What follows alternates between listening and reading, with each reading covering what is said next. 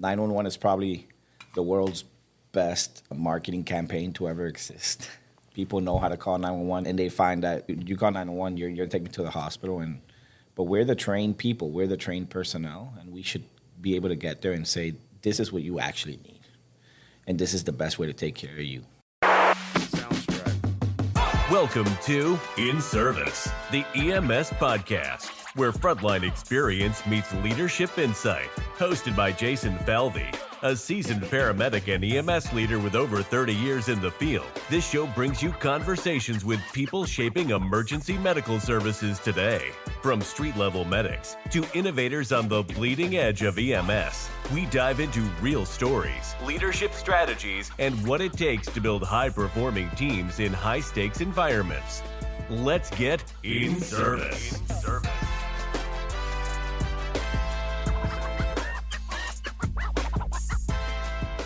We copy you down, Eagle. Israel Contreras isn't just talking about the future of EMS. He's helping build it.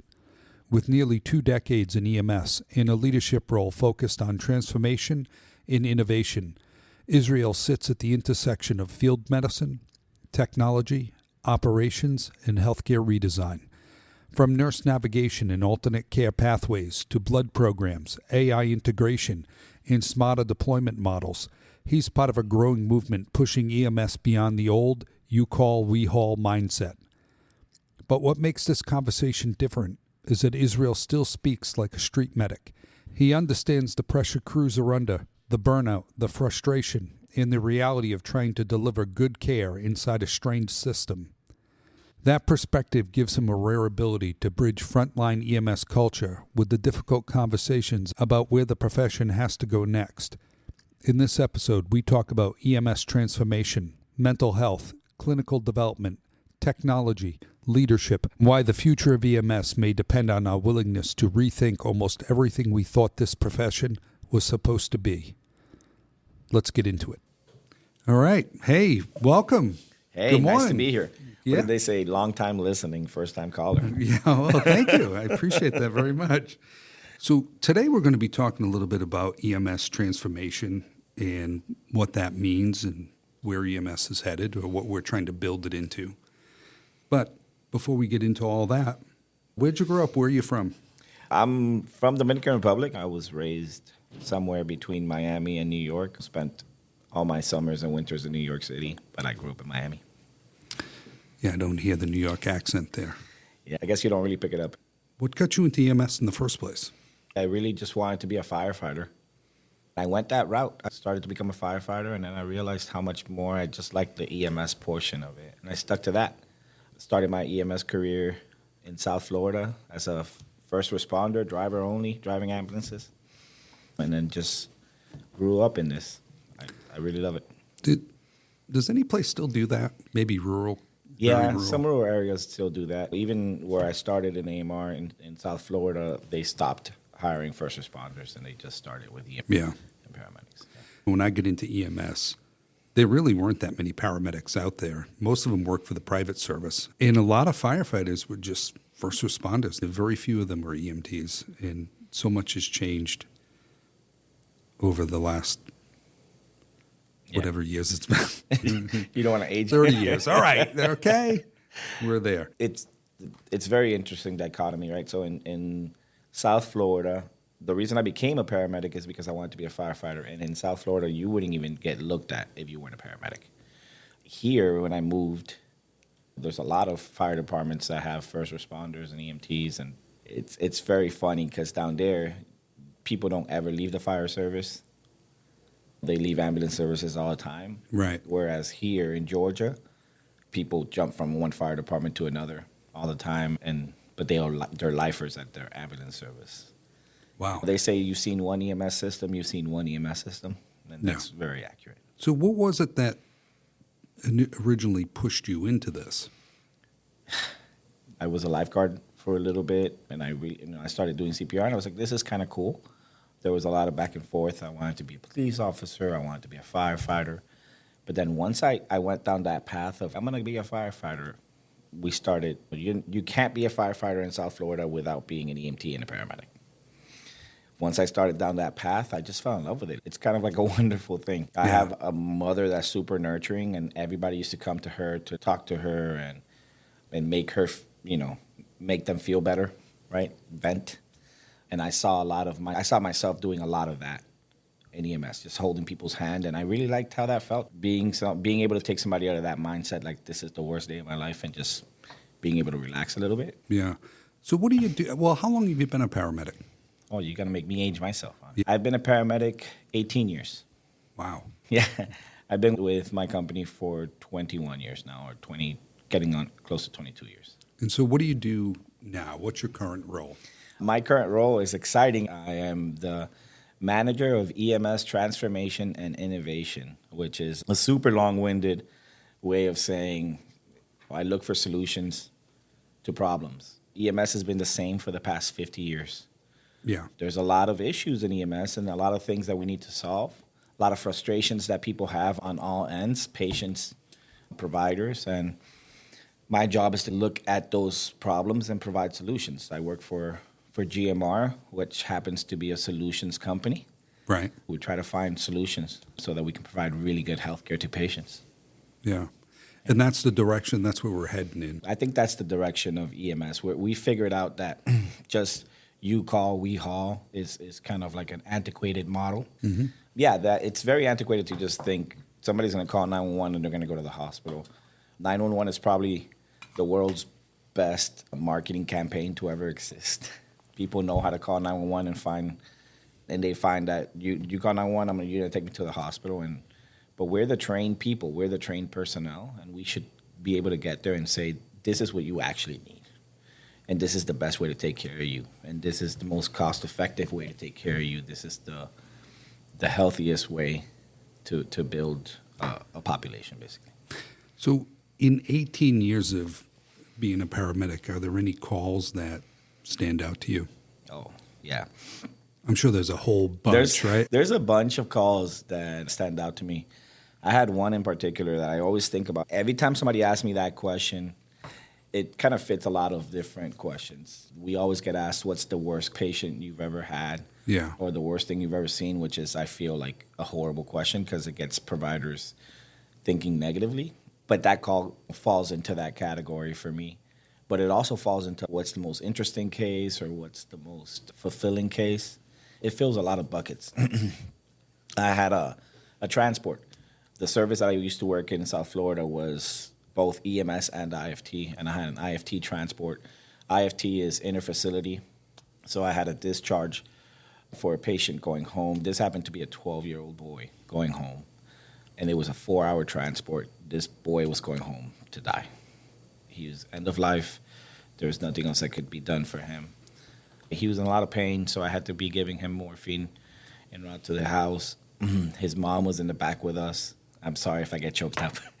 His mom was in the back with us, and he was just so kind to her, right? Obviously, she was trying to comfort him.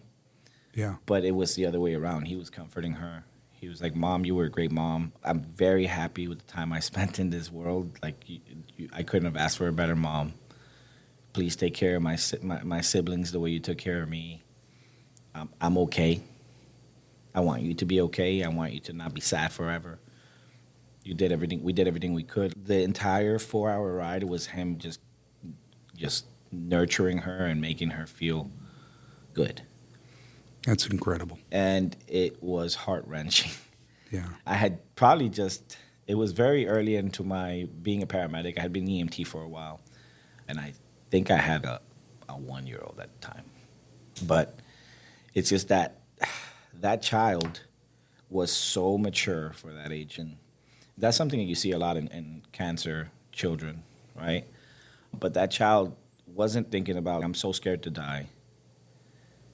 He was thinking about, I need to take care of this person. This person's not going to be okay. He was aware of the fact that his mom was not okay. Yeah. And he needed to make sure that she was, because he was going to be gone. His suffering was over. Her suffering was just being extended now, and he wanted to take care of her. And I internalized that. I cried that whole trip there. Yeah. There was a lot of hugging. And then afterwards, I just thought about that. If this kid in his worst moment can just be thinking about somebody else, Like, how dare I complain about the little things, right? Right. I'm lucky. I get to feel these things. I had a flood in my house. And initially I was like, oh, how unlucky am I? And then now I'm thinking about how lucky am I that I have a house that that I get to fix. There's people that don't. So that kid taught me a lot of life lessons. It's amazing that he was at a point of acceptance. He realized what was going to happen and that he wasn't going to be there anymore and that they were. Just incredibly mature. I don't know if I would have responded. God. Yeah. The emotional intelligence of that child was something I aspired to have, for sure. Wow. Yeah. That's an incredible story. Yeah. I sometimes feel bad telling people that, but I learned so much from that, and I just, if people could just take away anything from that, I think that's worth sharing. Yeah. Yeah. That is such a powerful story. Yeah. Wow. So you're working in EMS transformation now. What does that actually mean in practice? Not just in concept. Yeah, so I mentioned earlier, we've been doing EMS the same way for 50 years. It's somebody calls 911, we pick them up, we take them to the hospital. And that might be the best thing for them, or it might not be. But that's the only design that there was. There was no options for us to just leave somebody at home. Right. And the reimbursement model supports that too. Absolutely. EMS reimbursement is the absolute worst. Because for a lot of companies, we're not really considered healthcare. We're considered transportation. And it's unfortunate because we are providing healthcare. If without us, people would die. Without us, people would be in a worse place. We're not just a ride share to the hospital. We're actually making sure that we're keeping you from bleeding, that we're shocking you out of an arrhythmia. We're making sure that you make it to the hospital alive when that's the ultimate outcome. But in addition to that, we're providing healthcare on scene. We really do need to make a shift from being a pre-hospital system to an out-of-hospital system because not every patient belongs in a hospital. Right. We're coming up with solutions so that for patients that need to go to a hospital, we're going to get there fast and we're going to get them to that facility so they can get that care. But for patients who don't, we're going to provide that service as well, right? I remember being young in EMS and getting frustrated because somebody called 911 because they had a headache. And I'm like, I've had a headache for the past 3 days. How dare this person call because they have a headache? Right. The reality is that they have a problem that they need fixed.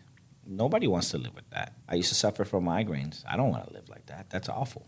Right. Does that mean I need to go to the hospital? Not necessarily. So why not to come up with solutions for these people who actually have problems? And that's what we're trying to do. We have systems in place that this person can talk to a nurse or they can talk to a doctor without having to go to a hospital.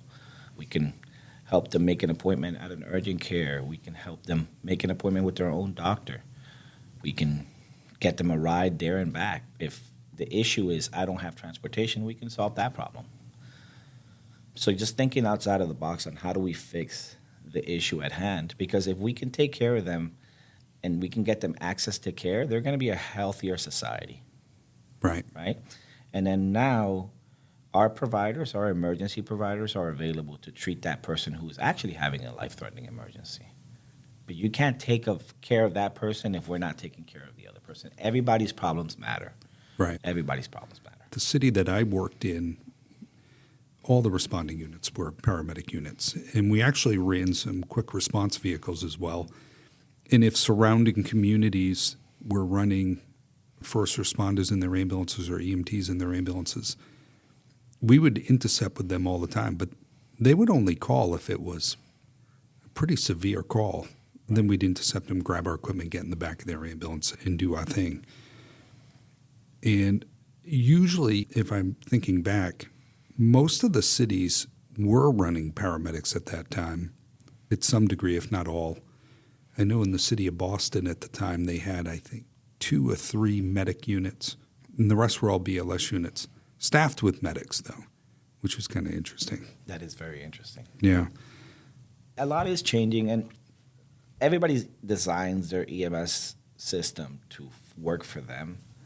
I think the challenge is that sometimes they don't reevaluate if that's still working, right? You can't just set a rule and forget it, and then this is what's going to happen forever. You got to set a rule, and you got to evaluate it. Is this still working? And you got to be able to say, this idea sucked. Right. Let's learn from it, and let's try something new. And I think that's where EMS is changing. It's very data-driven now. It's not just we're gonna create a solution and we're gonna leave and just hope it turns out well. We're gonna ask our providers, is this working? We're gonna check with our patients, are you getting good service? And then we're gonna see the data. Are we actually responding at a more reasonable time for those emergencies? Are you getting the care that you need? And that's what EMS has to kind of turn into. There's services that should have a paramedic on every truck, right? But there's services that don't need that you could easily have two EMTs on a truck and have a bunch of QRVs or quick response vehicles that just go to the emergency ones or when they're asked for. I personally like that kind of system. I think it works. It empowers EMTs to be really good at their job. And so they're more able, EMTs would be more able at that point to manage difficult patients because they're used to it. Right. And one of the systems that we work in, we have a tiered system where we have ALS providers on single response vehicles, so QRV. We have ALS ambulances staffed with an EMT and a paramedic, and we have BLS ambulances that are staffed with two EMTs.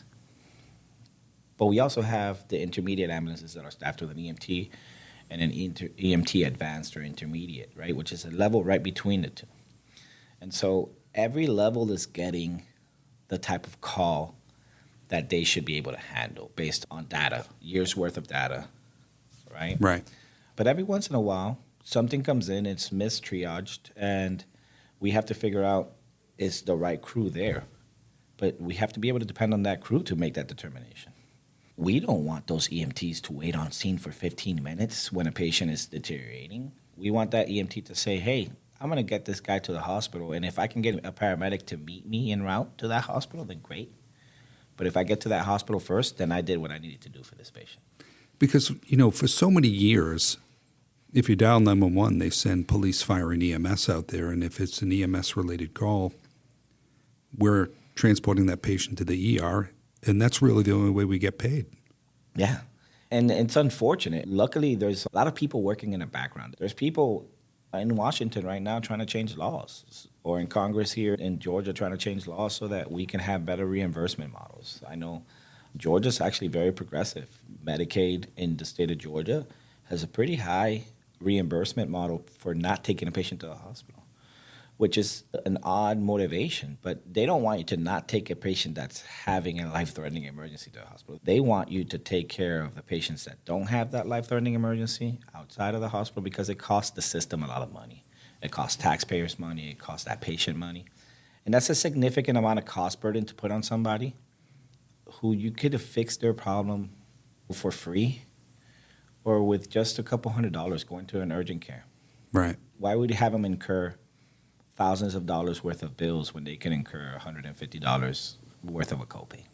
We've seen advancements in medication, equipment, just technology that's been introduced to EMS. But that basic model of we either transport or we don't get paid, that's what we're changing, right? That's what we're really getting into is how we process the calls on the front end. So the processing the call on the front end is super important. That is probably one of the most important things. For us to be able to do that, we need to be able to figure out what calls are appropriate to process outside of an ambulance response. Right. And so we can put AI tools inside of a dispatch center. We can train dispatchers to say, hey, this person doesn't need that. We can look at determinants at the call center that can say this person typically doesn't end up in a transport, so let's put them through a nurse instead so that they can talk to a nurse and that nurse can decide whether this is an emergency or not. And then we can provide them a plethora of options, right?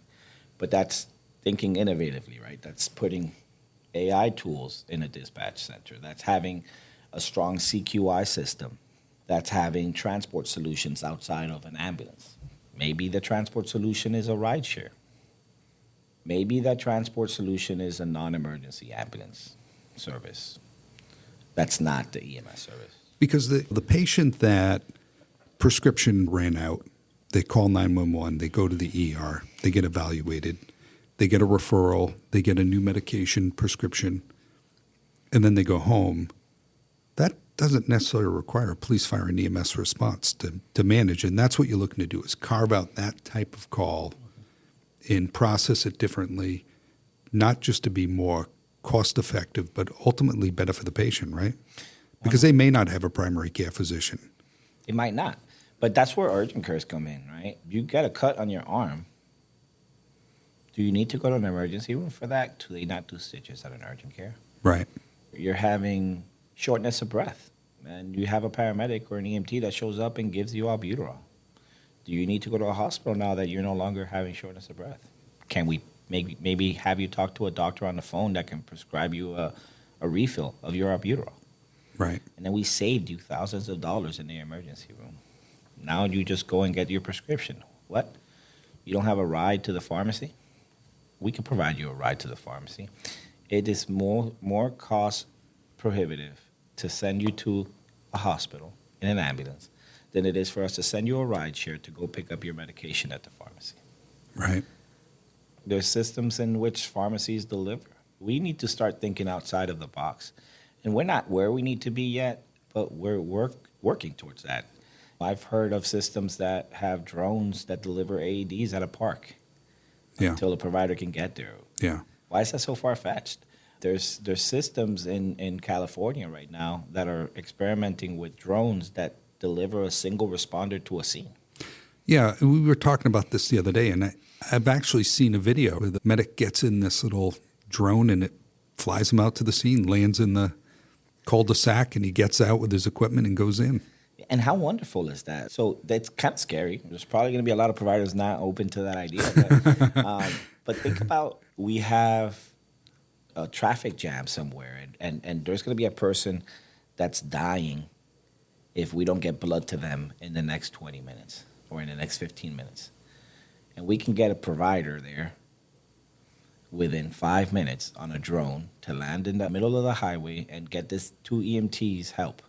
Right. With this patient that needs that paramedic carrying blood. Right.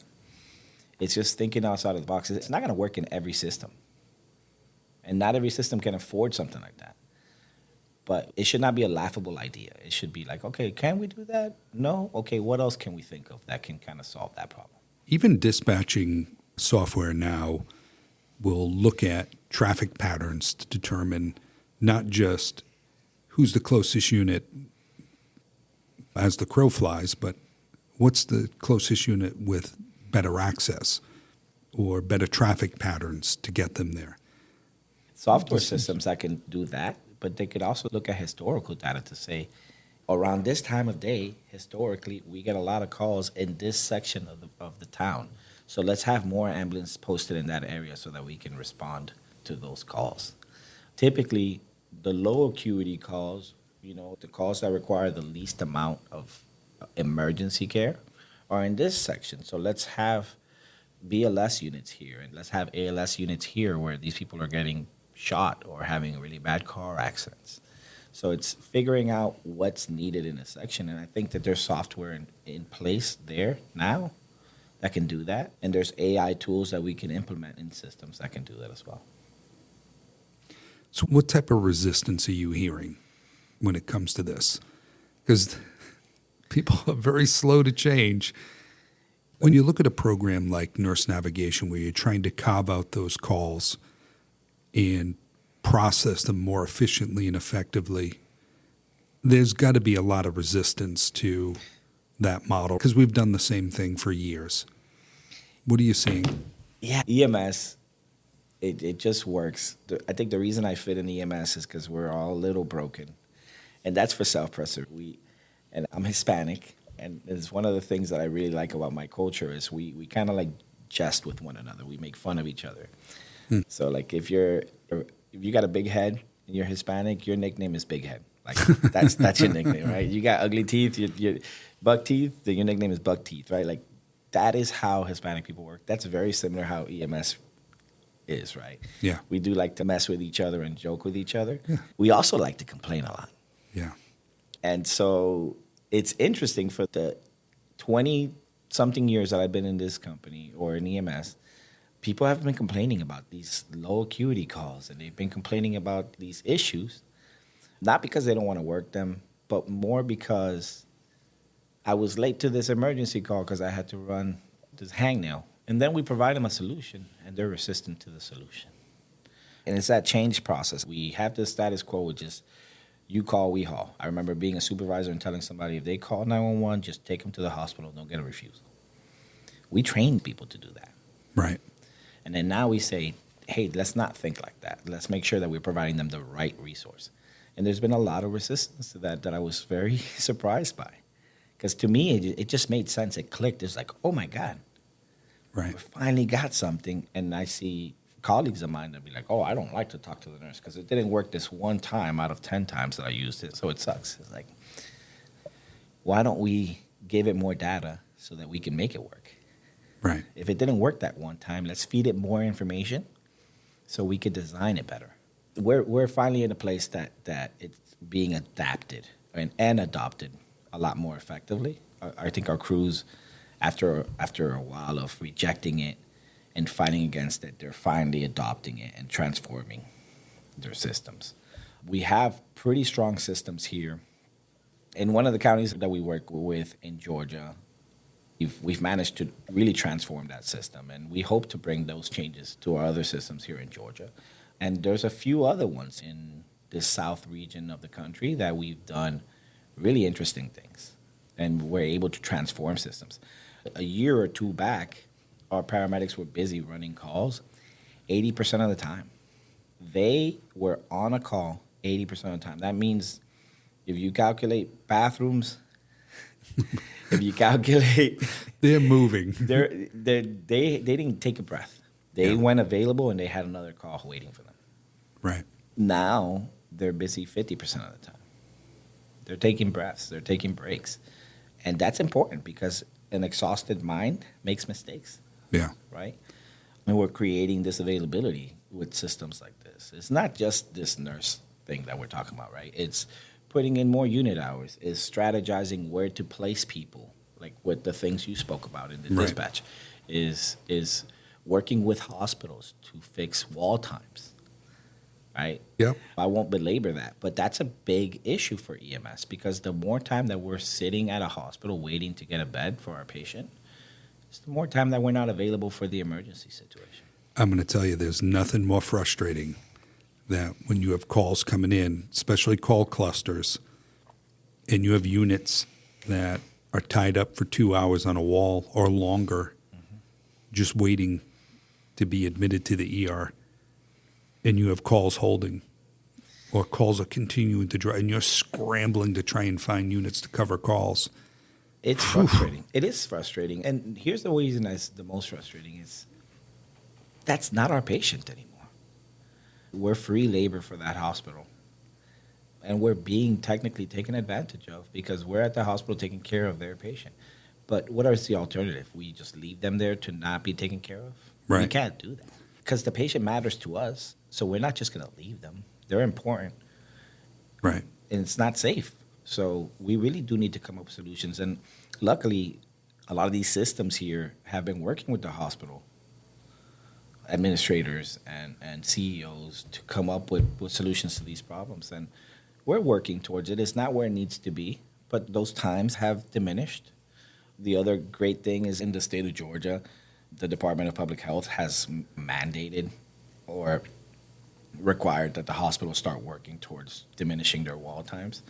And I think that their goal is 25 minutes. We're nowhere near there. Right. But if we can get it down to 25 minutes, that's amazing. Yeah. Well, I think any system, you should be constantly refining and optimizing them. If you don't, then you just become stagnant. Yeah. I love the word optimizing. I think that's exactly what we're trying to do, is being efficient with the resources we have available and figuring out what resources are needed. Especially like you said earlier, with reimbursement not being where it needs to be, some of these EMS systems have to be really, really intelligent with how they use the money that they do have, because they're not necessarily profitable. There are areas of Georgia in the country that are rural enough where the model that's probably going to work for them is the existing one. But if you're looking at high volume urban areas, you've got to try something different as an organization, as an EMS system, to try and improve that. Yeah, you look at very rural areas, and to your point, the solutions for an urban area aren't necessarily going to be the solutions for a rural area. But thinking like telehealth is very important for a rural area.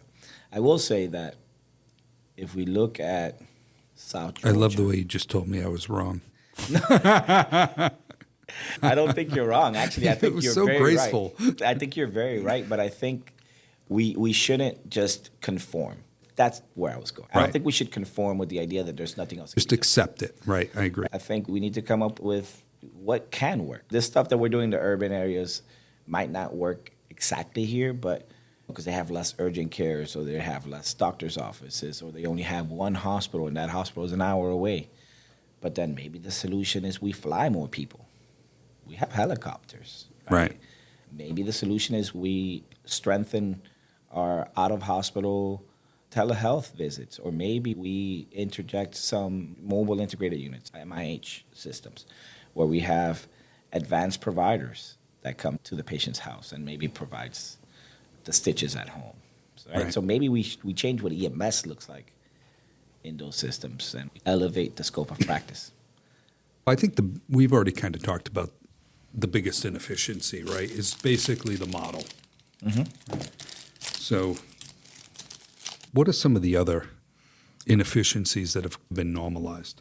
I think even more so than the transport model, I would say the biggest inefficiency right now is wall times. If we're talking about the amount of time that it takes for us to offload a patient onto a hospital is significant. But that is because it's a multi-level problem. So people are going to the hospital that don't need to be at the hospital. So there's a lot of inundation in the emergency room, a lot of crowding there, and there's no place to put them. There's inefficiencies within the hospital because they have bad contracts or no contracts with non-emergency transport companies to get their patients out and to other places. There's issues with the fact that we have hospitals closing. And so then the hospitals that stay are oversaturated with a lot of patients. You talked about rural systems. You think about a system like that only has one hospital. That's extremely inefficient. So those are, I think, the highest level one, right? And then we have systems that still transport everybody. And if only we are doing the whole thing where we are going to try to keep non-emergency patients or non-acute patients out of the hospital, then we didn't really solve the problem, right? Because everybody else is still doing it. Right. We really just need to be on the same page as a system, as an EMS system, and it's not individual companies doing this thing. It's we're all going to treat this holistically the same, right? I think we spend a lot of time with sending a crew to these places for low acuity patients rather than catching them early on at the call center. So that's one of the inefficiencies that we try to catch, right? So I said earlier that we try to catch these from the call taker and send them directly to the nurse so that we don't ever have to go there. One of the things that happens, and you would expect to happen, is that there's a safety measure there. That nurse is going to do a secondary triage of that patient. And sometimes those patients come back into the system, and that creates another inefficiency because now we're sending our EMS providers to things that we know are not emergency. Only because the nurse decided, hey, this might still need an evaluation, or this might still need a doctor's office or something, but they're not having a life-threatening emergency. So there's a little bit of inefficiency there. So one of the solutions there is, can we partner with a non-emergency system that will respond to this call now that's coming out as lower acuity? And that way our EMS providers are now available to do the high acuity response. Right. So it's finding, again, my whole gig, right? Is finding inefficiencies and creating solutions for it. Hey, it's Jason Falvey. Thank you for spending part of your day with me here on In Service. If something from this episode hit home, maybe it reminded you of a call, a shift, or a hard lesson learned, follow the show and please send it to just one person and ask them to follow. Now let's get in service. How do you take a concept from an idea through to implementation, actually getting it to work out on the street? So none of this is in a silo. This is not Israel coming up with solutions. We have people in place. We have teams in place. Everything we do is collaboratively. We collaborate with people within our company. We collaborate with people outside of our company. I think it's a mistake for you to be like, oh, company A can't work with company B because they're competitors. They are competitors for the business, but they're not necessarily competitors for what we do, right? Right. Honestly, a lot of these things came before me, or I was in the room when the decisions were made, but there's a lot of things happening in the background. It's not just me. My job is conceptualizing, and then we work with a team that kind of starts moving the wheel. And then after some of these things are in place, we give it back to the operations staff to run it and deal with it. We might come up with how do you do quality assurance on it? Or we might meet with you every 3 months to kind of see how it's progressing, or if there's any adapting that needs to happen, or any changes that we need to do. But we don't own the system once it's there, because that's going to be ineffective. If I'm doing that here, how am I going to focus on the 30 other systems that I'm trying to fix? Right. Have you launched a program that maybe didn't work out? Do you even want to talk about that? So again, there's a lot of little programs. It's not just one magic bullet. There's not one thing that's fixing an EMS system. There's a lot of different things. It's safer to do it that way too. It's a lot of little things that are going to fix the system. And so we've had versions of that don't work, right? Or we'll sell a system, a specific solution, but they don't get buy-in from their staff. That'll do it every time. If you don't get buy-in from your staff, you don't get buy-in from your call takers, from your dispatchers, it's going to be hard, right? But the ones that we do see that are super successful, a lot of them are owned completely by my company, or we just have really fantastic relationships with our business partners, right? We have the ambulance service and the fire department working really well together, and they're both working really well with the communications center, because we all have a shared goal to make the EMS system healthy and to make sure that our citizens are well taken care of. Right. One of the biggest inefficiencies, going back to that, is we don't do a really good job of taking care of people with mental health. And so that's still an issue that we've been able to come up with solutions in some states, but not in other states. Are you talking about the providers themselves or the patients? Well, so let's talk for 100% both. Yeah. We, as a field, have not done a very good job of taking care of mental health for our providers. But that is something that in the recent years I've seen change and shift for the better. Well, I know we've got a lot of good programs out there, but the individual's got to want the help too. They've got to recognize that there's a problem here. And a lot of people just want to push through it. But I'm going to speak for leadership now. Sure. Not for the provider themselves, because I don't disagree with you. You could only bring a horse to water, right? That's all you can do. Right. However, you got to let that horse know that it's okay to ask for water. Yeah. You need to know your flock. If you're a good leader, if you're a good shepherd, you know your flock. Yeah, I can tell when somebody's off a little bit, something's not right, they're not themselves. And you lend them an ear, right? Yeah. And it's not necessarily they're going to call some psychiatrist, right? It's you gave them an opportunity to vent. You gave them an opportunity to come and lock the door behind themselves, cry in your office for 30 minutes, Yeah, right? and some Judgment. and sometimes it's just giving them time to process what they just went through. They had a really rough call, and I gave them 30 minutes after that call or an hour, or I said, hey, you know what? This system's going to survive without you today. Yeah. Go home. Yeah, and my thought process on that is, we'll figure it out. We'll figure it out. Yeah, go home, Yeah. see your spouse and kids. Or What are you going to do if they decide to quit because you refuse to do that? Yeah. You can't hold them hostage.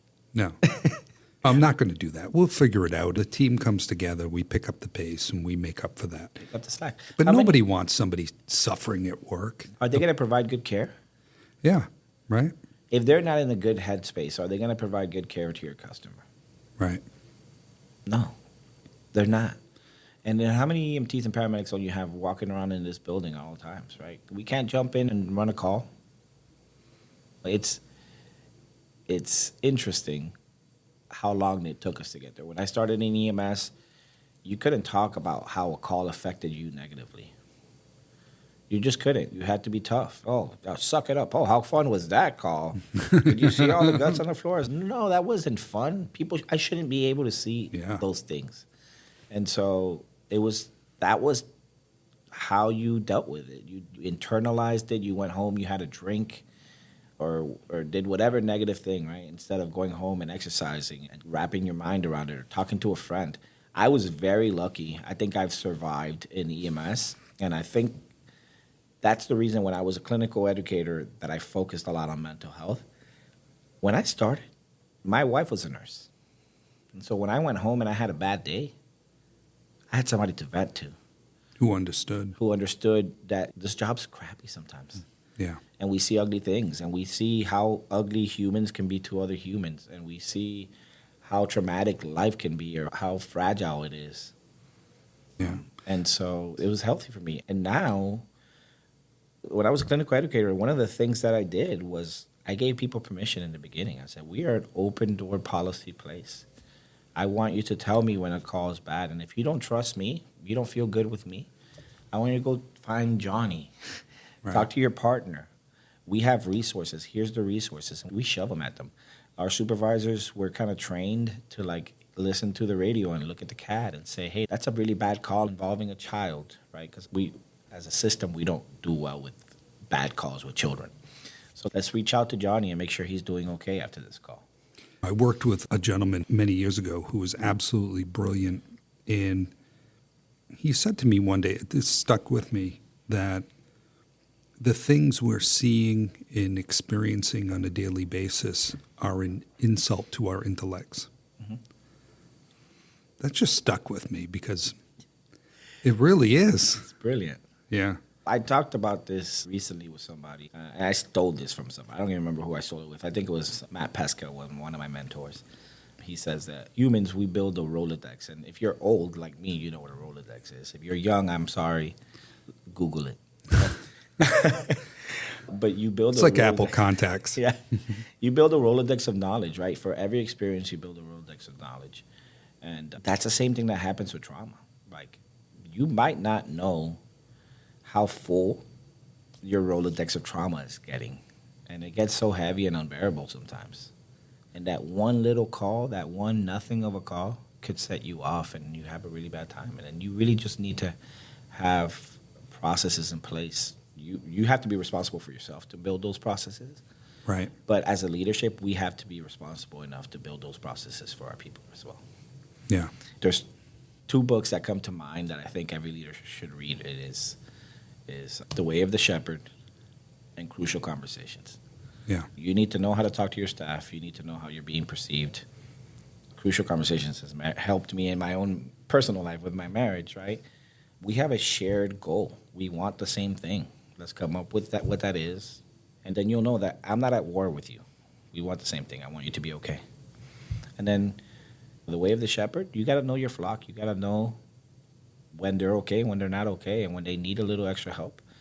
Somebody asked me one time if I love any of my kids more than the other, and I said no. But sometimes I support one more than I support the other because that one needs more support that day. Right. And that's okay. That's right? pretty enlightened. Mm-hmm. But we also need to learn to take care of ourselves. We can't depend on other people to take care of us. What is it that they do in the airplanes, right? They say you got to give yourself oxygen before you give the oxygen to somebody put the else. mask on yourself, right? Yeah, it's true. If you pass out, then you're both going to pass out. Yeah. Right? You've spent a good deal of your career in clinical education, right? Workforce development. Yes, sir. So now that you're kind of stepped away from that to do your new role, where do you think we're missing the mark on training EMTs and paramedics today? Or are we not?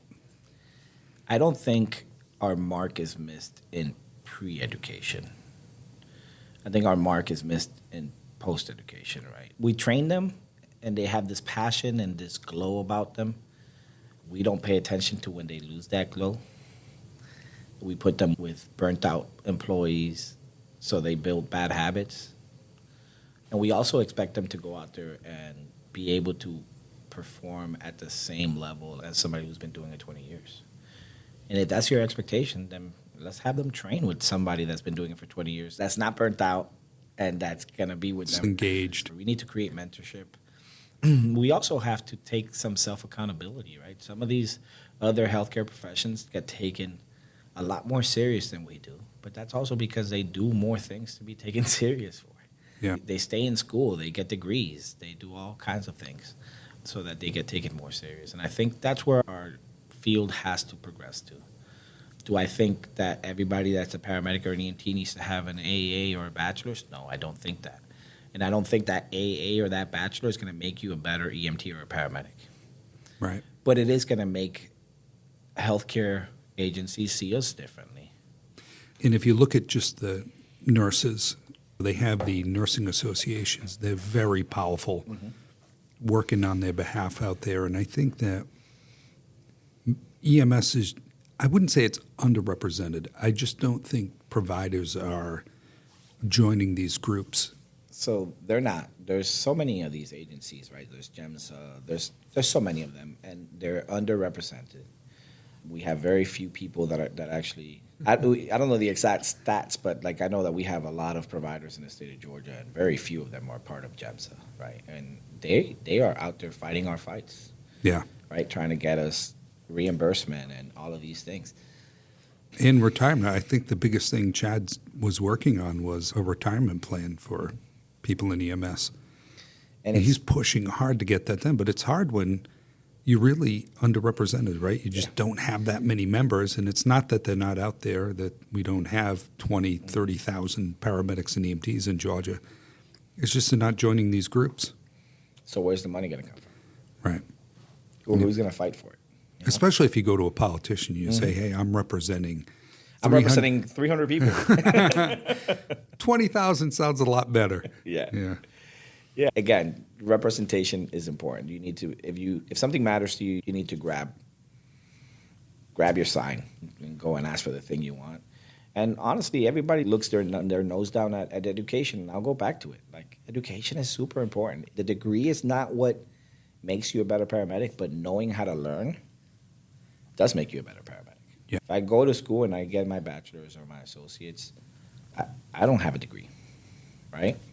I am very self-taught, right? But I do think that there is something about people that have degrees, that they know how to study, they know how to look for information, and that really does create a smarter clinician.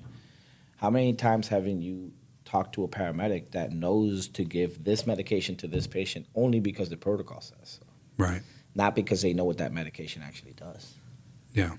And I've actually worked in many other states, and I've seen another state where they took the paramedic program and they just stripped it down basically to the protocol. That provider didn't really know why they were pushing that medication or how it acted in the body.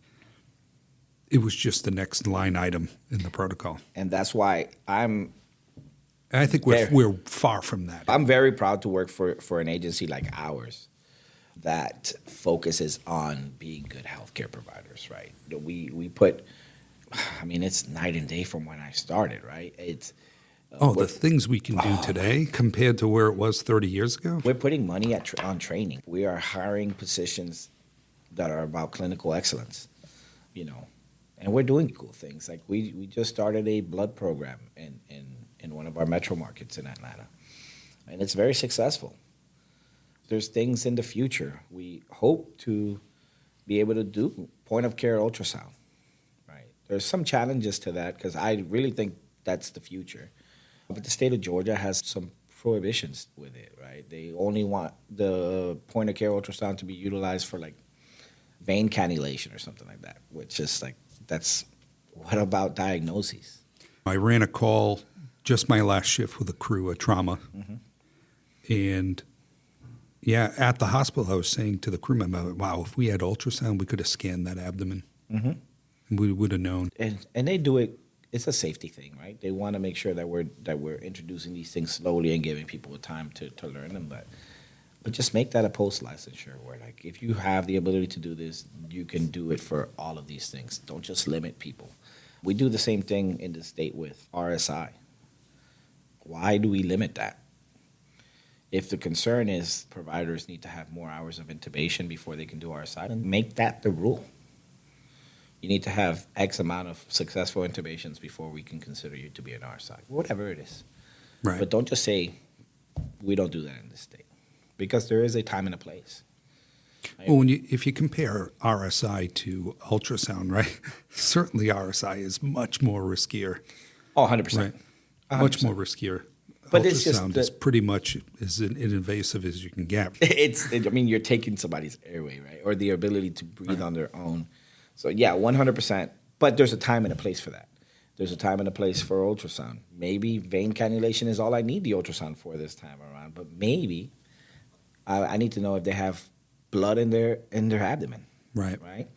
And I don't know, it wouldn't have changed anything that we did for that patient in where we transported them to, but it could. It would have filled out the picture of what was going on better. But it could lead to a better outcome. It could be, maybe in this sense, you went to this hospital because it was the closest hospital and the appropriate hospital. But what if it was, I'm going to go to this hospital A and hospital B, they're equidistant. Which one do I choose? I think it matters. Or if I call a hospital and say, hey, I know I have blood in the abdomen right now, they're going to get that surgeon on call, and he's going to be there waiting for that patient. They're not going to be wasting time. Right. So rather than some doctor in the ER having to call the surgeon to come handle this, that surgeon's already waiting for them, and we go straight to the surgery room. Yeah, especially armed with the knowledge that, hey, ultrasounds determine they've got blood in the abdomen. Right. It's a time save. It's no different than where we've come with regards to STEMIs and strokes. We're no longer just showing up at the hospital and some doctors determining they're having a STEMI. We're showing up at the hospital and they already know we have a STEMI en route, so they have the interventional cardiologist there.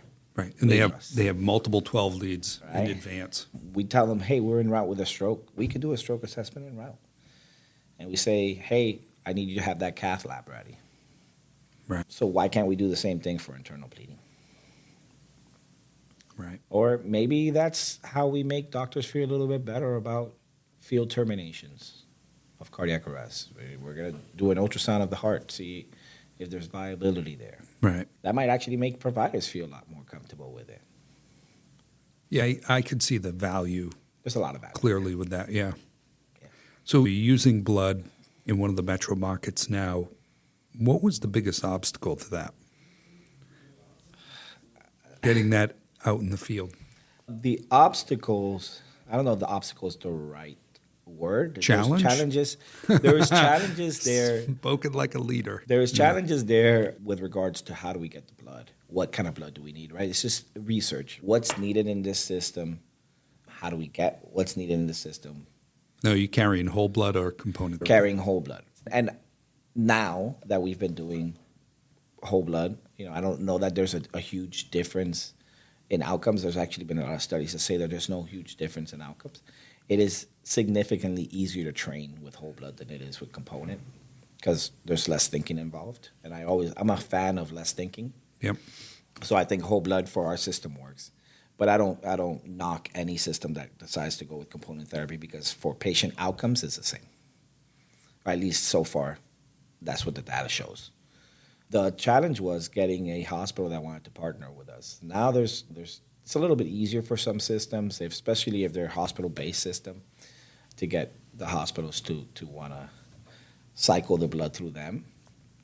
We went through a private blood bank, and they've been a fantastic partner. And we can get blood when we need it. They were also great in the beginning, where we didn't know how much blood we actually needed in the system. And so they were able to make really quick deliveries for us. I had Dave Kleiman from Cobb County Fire on an episode. And it took him nearly 2 years to secure blood or components. It took us, to design the system, it took us a little bit over a year. It was frustrating at times. Once we found a blood bank, it was much easier. Once we found a blood bank, it was much easier. The blood bank? The flood bank. I had to fix it. Once we found the blood bank. You know, English is my second language. I apologize. No. I'm just messing with you. Blood flow. Yeah. If I say that fast, it 10 times fast. Yeah, I can't do it. Yeah, no, getting blood was the toughest. And we really want to be good. We really want to be good stewards with blood. Make sure that we're not wasting it. Somebody made a sacrifice to donate that. So we want to make sure we're not wasting blood. And so we did a lot of research before we got started. We figured out, we went to our local hospitals. We figured out how many of our patients received transfusions within a certain time period of getting to the hospital. We looked at our charts for patients that had the shock index that would have indicated that they needed blood on scene that potentially expired before we got blood to them or before we got them to the hospital. We looked at clusters, heat maps, and all the things to figure out where we needed to put our providers. We looked at how do we want to get the blood to the scene. So it took a lot of work. It was collaborative. It was not, right now it's just us carrying it, the EMS system, but we did all the work with the fire department as a partner. Now, all the providers trained up on the administration end of it? Or is it just, and you're deploying it in a QRV, right? So we are deploying it in a QRV. That's what works for our system. We decided not to train every paramedic in our system for it. Maybe eventually we do. There's challenges with that. So the challenge with training every paramedic in the system is that they're not going to put their hands on the blood often enough. And so there's more mistakes that could happen because they haven't done this all year. Right. Where we decided to train a couple handfuls of paramedics, and every shift that they are on, they're on a blood QRV. So they have a lot more practice with it. They're making less mistakes. And then we've seen that. We've reviewed every single blood administration. We meet with them regularly, and we provide the feedback pretty immediately. Like, hey, this is where you were fantastic, and this is where I want you to get a little bit faster. Hey, try not to take too long on scene. All of these things that we're really thinking about. Ultimately, they need a surgeon. That's why they're bleeding. We need to get them to the hospital. It's a fun challenge. I really hope to bring that to all the systems that need it. No, I think I read something just over the weekend that you now have trauma gel out there. So we're trialing trauma gel in that system. We have, again, a handful of crews testing it on scene. And I think, I can't speak to it because I haven't been that involved with that part of it, but I think it's also the blood medics that are carrying it right now. Yes. And How many applications have you had? Of blood? Yeah. I'm proud to say we hit the 100 mark a couple of weeks ago. It's a very successful system. We started in October of 25. Wow, you're about 6 months in. And we hit 100, and we're very proud. I think the way we deployed it has been very smart. We did a lot of I think that's what matters. And in the state of Georgia, man, I'm so impressed with. There's only about 2% of all EMS systems that are carrying blood. In the state of Georgia, we have, 150-something counties, and like 33 of them are already carrying blood. It's growing so fast here. And we have a collaboration. We have a blood coalition. We all talk. We share protocols with one another. We share the ups and downs so that the next agency doesn't have to suffer. Right. Because the goal is not to make our system stronger. The goal is to make all the systems strong, to make sure that every patient is taken care of appropriately. Wow. I want to know that if I get hurt in South Georgia, or if I get hurt in Fulton County or in Forsyth County, I'm going to get equal care. I'm going to get great care from the providers that show up to the scene. Yeah. That's great. We talked a little bit about RSI. We talked a little bit about ultrasound. So what is the big picture here? Are we building clinicians, or are we just adding more tools? It's a big question. It's a really good question. The smart systems are building clinicians. I will say that the smart systems are building clinicians. The smart systems are investing in their clinicians. They're doing regular training. Maybe they're starting them from before they're an EMT, and they do the EMT training for them, or the EMS training for them. And they make sure that they have a really good FTO process or field training process. And we're doing regular evaluations with them and making sure that they're safe providers. Maybe we bring them in and do CQI with them. The good systems are building strong clinicians.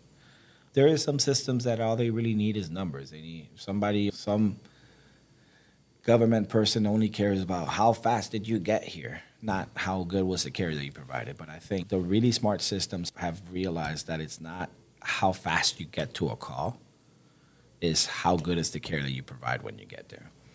And does it matter to get there fast to a call? It absolutely matters for specific calls. And so taking a look at that and deciding these calls get a really fast response and these calls don't, I think that matters. But going back to that, it's important that we are able to provide really good care everywhere. So I think investing in those employees is important. And it's also super important that we develop and encourage people to have good clinical judgment and be able to analyze situations. So when we train our providers, we're not just saying, here's the protocol. We're saying, here's the medication that you're going to give in this protocol. This is how that medication works. And I noticed there's a deficit, right? It depends on what EMS academy you went to or how long ago you went to school. A lot of this information fades, so you have to constantly remind people. When I was an educator, it was evident to me that you had to reteach people how to do the math, because it wasn't just something that was a core memory. You had to re-push. Then at least the agency that I work for is very focused on being a really good healthcare company, not just a transport company. So if EMS is fully transformed here into an integrated healthcare model, what does that actually look like 5-10 years down the road? I think it's already starting to look like it in some areas. It's just that a good EMS system is taking care of everybody in their time of need, and whatever that is, whether it's very low acuity and all they need to do is have advice on how do I take my medication, or they're dying and they need blood on scene and we need to get them in a helicopter to the hospital, or whatever it is, right? We are able to treat patients from the lowest of acuity to the highest of acuity. We're able to provide access to care to our patients, get them to the care that they actually need. We're educating our public so that they're able to provide care for themselves. Right. I think the future looks like we have very educated patients, right? Educating the public on how do I access my doctor? How do I take my medications? If somebody goes down in front of me, this is how I do CPR. What are the signs of a stroke? I think focusing on the patient and educating the patient is a very important part of the future. And in general, is doing a lot more to making sure that our clinicians are educated and they have a passion and that their mental health is good, because a good and happy provider is going to provide really good care to the patients. And I think the transformation we've been talking about a lot of the burnout comes from these low acuity calls, right? You run 10 of those in a shift, and by the time you get to a high acuity call at 2-3 in the morning, that person's exhausted at that point, at least mentally exhausted. And do you really want them pushing a medication at that point? Yes. Or you do? I do. Okay. I want my providers to be able to push a medication or to do critical thinking at any point of their shift, no matter how hard their shift has been. One of the challenges that we have right now is that providers work way too many hours.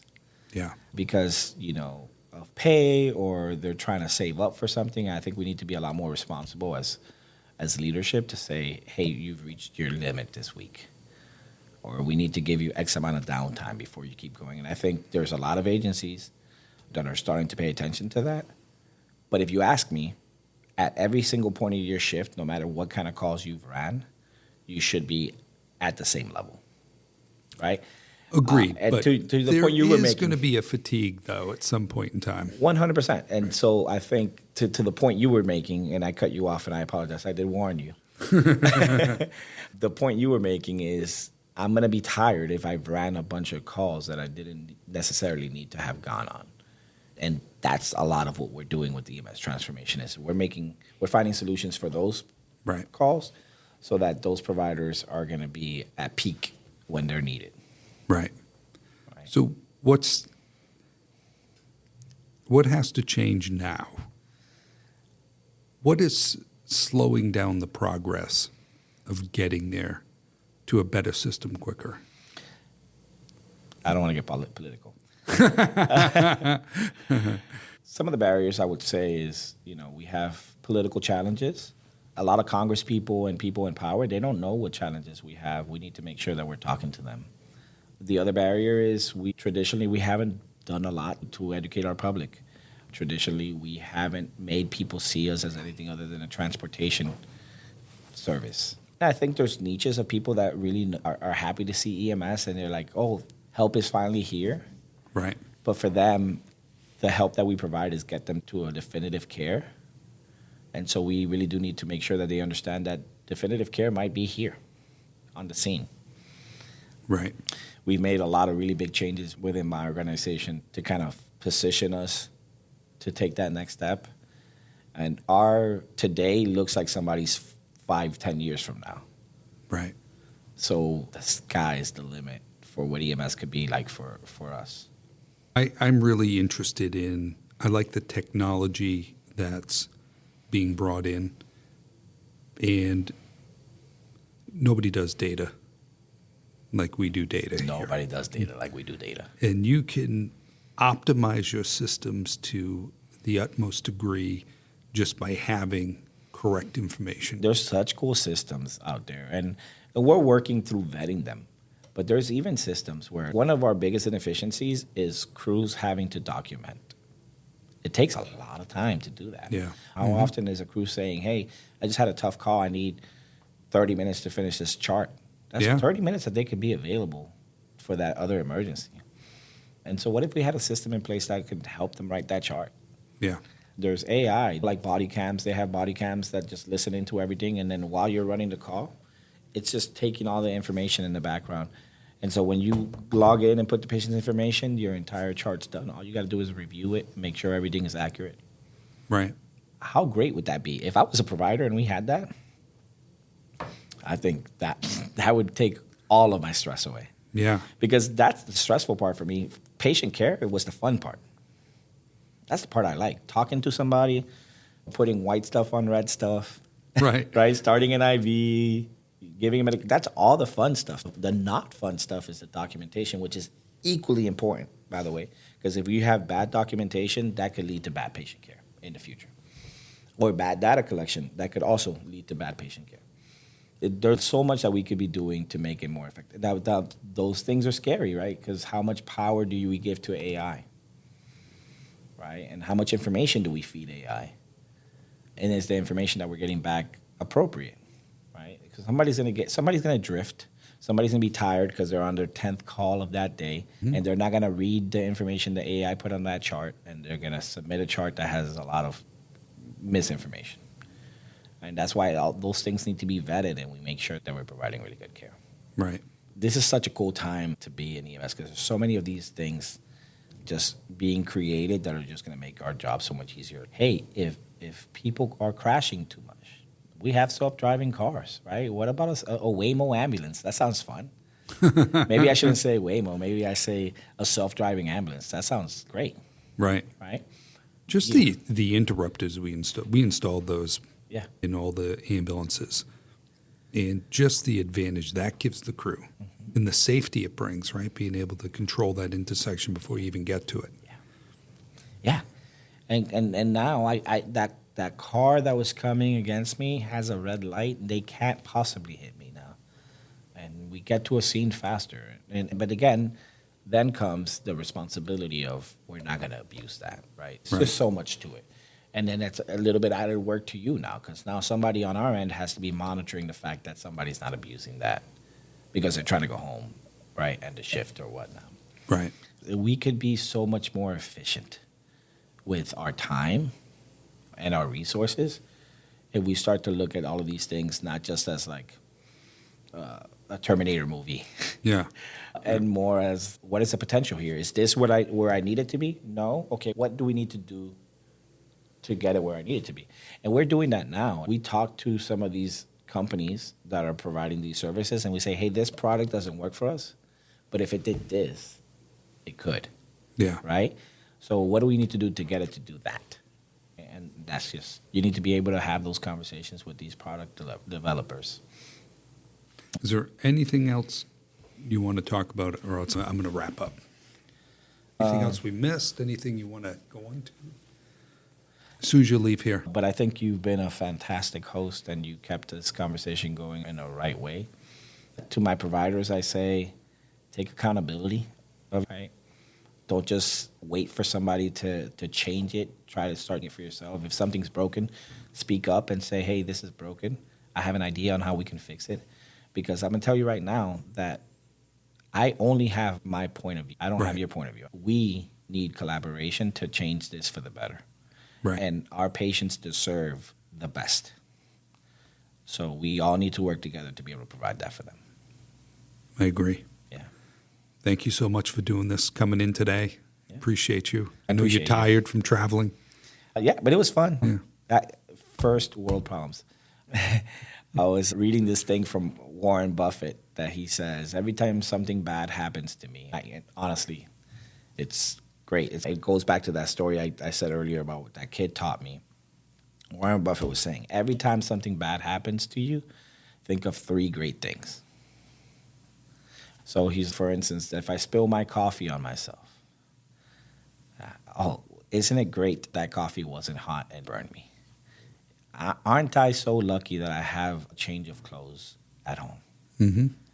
So why are we thinking about the negative instead of thinking about all the great things we can do?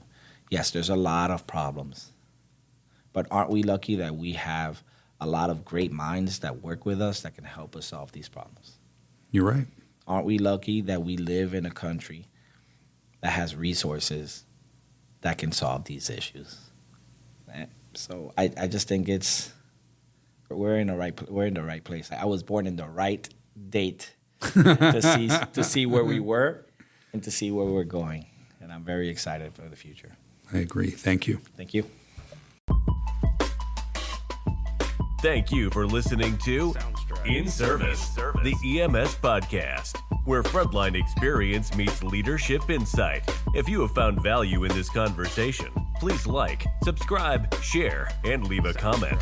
You will find links in the episode notes.